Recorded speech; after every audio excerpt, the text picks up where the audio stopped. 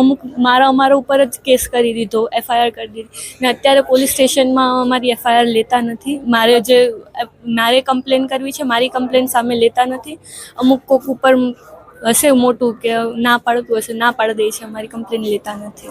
છોકરાઓના ગ્રુપે મારા ઉપર કમેન્ટ્સ પાસ કરી ને એની જાણ મેં પ્રિન્સિપલને કરવા ઉપર પછી મારા ઉપર એ બાબતે કોઈ એક્શન ના લેવાયો ને મને એ બાબતને જવા દેવાનું કીધું ને પછી અમુક પ્રિન્સિપલ દ્વારા એવું કહેવામાં આવ્યું કે એ બાબત જવા દેજો. હા પછી બીજા થોડાક દિવસ પછી મને ટ્રસ્ટીને બોલાવ્યા ને પછી મારી વાત ના સાંભળી નહીં મારી વાત ને મારા ઉપર જ તે ઊંધા સીધા આરોપ લગાડી દીધા ને મને ઊંધું સીધું કહેવા લાગ્યા. કોના દ્વારા આરોપ લગાવવામાં આવ્યા? અમારા ટ્રસ્ટી સુરેશ પટેલ. હા બરાબર છે ને. એ પછી બધું થયું, મને એનઓસી આપી દેવામાં આવ્યું.